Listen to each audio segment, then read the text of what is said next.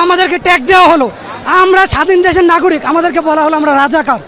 তারপর আমরা 6 দফা দিলাম, আমাদের দাবি মানলো না। আমাদের উপর আবার আরও দমন নিপীড়ন বাড়িয়ে দিল ওরা। সেই নিপীড়ন বাড়তে বাড়তে আমার আরও ভাই বোন মারা গেল। এত হতাহতের পরও আমাদের কাছে একটু আসলো না, আমাদের আলোচনার জন্য ডাকলো না ওরা। এখন আমাদের 9 দফা দাবি চলছে। 9 দফা দাবি উনি মানে নাই। আমার ভাই বোন অনেক মারা গেছে। এই মুহূর্তে এসে উনি আমাদেরকে বলতেছে যে আলোচনায় বসো। নেভার।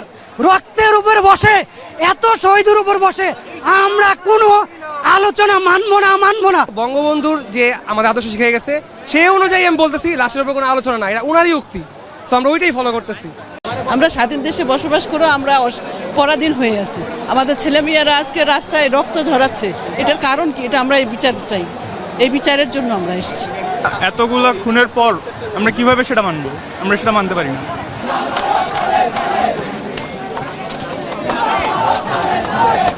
এই যে এভাবে যে আমাদের ছাত্রদের খুন করলো, তাদের যৌক্তিক আন্দোলনটাকে নস্যাৎ করার জন্য এতগুলা তাজা প্রাণ চলে গেল, এই জন্যই আমি আসছি। এতদিন যে ধরনের যা হয়েছে, যা মারামারি হয়েছে, যা মানুষজনকে ধরা হয়েছে, খুন করা হয়েছে, এরপরে শুধুমাত্র আপনি জাস্ট একটা দাবি মেনে নিলে তো হবে না। আমাদের দাবি প্রত্যেকটা যখন একটা বাড়ে, তারপর মারামারি করে তারপরে সেই দাবিটা মেনে নেওয়া হয়, এটা তো কোনো মানে লজিক্যাল কথা না। মারামারি না হয়ে এমনিতেই যদি দাবি মেনে নিত তাহলে তো জিনিস এই পর্যন্ত আসতোই না।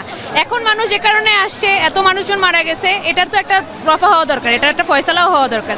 এটা হবে তারপরেই তো মানুষজন বাসায় যাবে, তার আগ পর্যন্ত তো মানুষ বাসায় যাবে না। যত রকমের মানুষজন দুর্নীতির সাথে জড়িত এবং আমাদেরকে হত্যাকাণ্ডের সাথে হত্যা করেছে তাদের বিরুদ্ধে আমরা বিচার চাই। এটার জন্য আমরা ইন্টারন্যাশনাল অনেক আছে ট্রাইব্যুনাল, এগুলোর কাছে সাহায্য চাই। কারণ আমরা মনে করি আমাদের দেশের মধ্যে একটা জাস্টিস পাওয়া পসিবল না এখন, এই জন্য আমরা রাস্তায় নেমেছি।